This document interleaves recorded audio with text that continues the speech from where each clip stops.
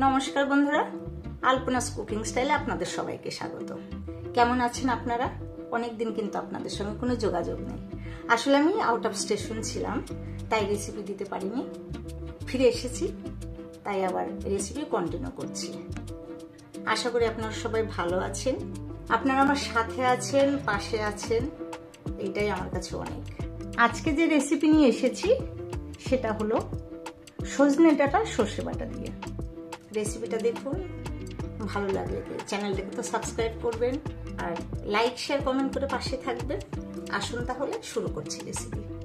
এখানে 250 গ্রাম সজনে ডাঁটা নিয়েছি, আর নিয়েছি ছোট একটা টমেটো, একটা আলু আর একটা পেঁয়াজ আর কয়েকটা কাঁচা লঙ্কা।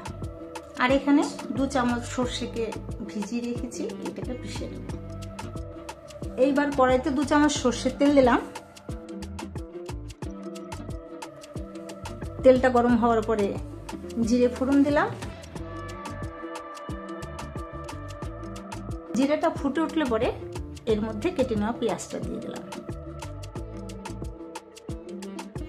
এখন পেঁয়াজটার কাঁচা গন্ধ চলে যাওয়া পর্যন্ত একটু ভেজে নেব। পেঁয়াজটা ভাজা হয়েছে, এখন এর মধ্যে সজনের ডাঁটা দিয়ে দিলাম।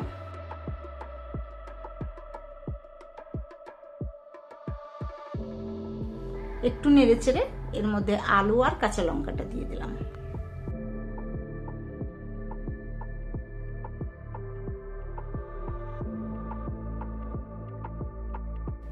হাফ চামচ লবণ দিলাম,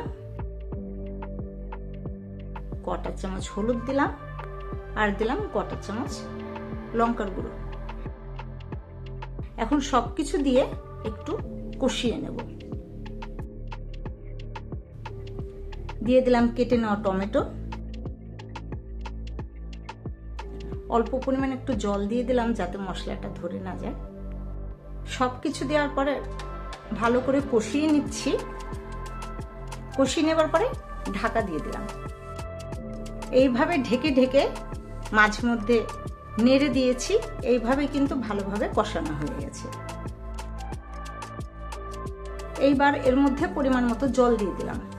জল খুব বেশি দেব না, যাতে এই সজনে ডাঁটাগুলো ঢেকে যায়।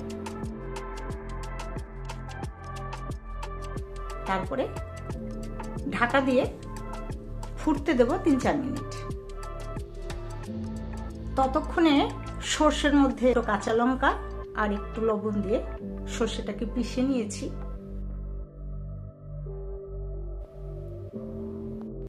এদিকে আলু আর সজনে ডাঁটাটা গলে গেছে।